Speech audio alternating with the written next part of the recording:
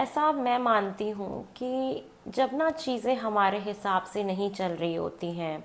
या हम अपने जीवन में किसी चीज़ को पाना चाहते हैं बहुत शिद्दत से, और हम उसके लिए बहुत एफ़र्ट्स करते हैं, बहुत मेहनत करते हैं और इतना ज़्यादा मेहनत कर देते हैं कि कभी कभी हम खुद को खो देते हैं उसमें, उस चीज़ को पाने के लिए, क्योंकि हमें उससे इतना प्रेम होता है कि हम कल्पना भी नहीं कर पाते कि हम उस चीज़ के बगैर कैसे रहेंगे या उस व्यक्ति के बगैर कैसे रहेंगे। तो हम अपना पूरा एफर्ट्स, पूरी एनर्जी कहीं ना कहीं वहाँ लगाते हैं। लेकिन धीरे धीरे धीरे धीरे धीरे धीरे ये रियलाइज़ होना शुरू हो जाता है कि वो जिस तरीके से हम जो चीज़ चाह रहे हैं वो हमें उस वक्त उस तरीके से मिल नहीं रही है, और हम खाली होते जाते हैं करते करते करते करते करते करते। इमोशनली, फिजिकली, मेंटली, फाइनेंशियली हम हर तरीके से ड्रेन होना शुरू कर जाते हैं उस वक्त। तब उसके बाद कहीं ना कहीं एक ऐसा पॉइंट आता है जहाँ पे हमें एक धक्का लगता है और हम ये रियलाइज़ कर लेते हैं कि कभी कभी चीज़ों को ना सिर्फ छोड़ देना चाहिए, हर चीज़ को कंट्रोल नहीं करना चाहिए,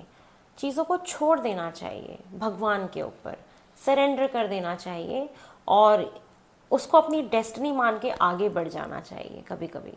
और अगर वो आपकी है और आपके लिए बनी है तो भगवान आपको ज़रूर कुछ ना कुछ करके वापस दे देंगे, वो चीज़ वो मिला देंगे आपको, चाहे उस व्यक्ति से, उस काम से, उस प्रोफेशन से, कुछ भी हो सकता है।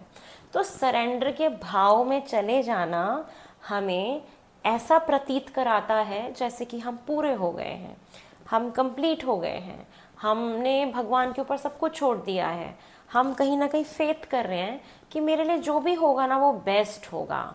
मेरे को अगर वो चीज़ उस टाइम पे नहीं मिल रही तो शायद वो तब मिलेगी जब वो मेरे लिए बेस्ट बन के आएगी। वो व्यक्ति आपको तब नहीं मिल पा रहा क्योंकि हो सकता है वो आपके लेवल को मैच ना कर पा रहा हो, आपके सोच विचार को मैच ना कर पा रहा हो, आपके उस रुतबे को, आपके जो आपकी लॉयल्टी है ना वो उसको डिज़र्व नहीं कर पा रहा है। मे बी ऐसा हो सकता है। तो इसलिए भगवान शायद उसको पहले लेसन सिखाएं, उसको समझाएं, उसको रियलाइजेशन कराएं कि एक्चुअल में रियल लव क्या होता है, एक डेडिकेशन क्या होता है। ये सारी चीज़ें, कहते हैं ना इंसान के अंदर कभी कभी ईगो आ जाता है,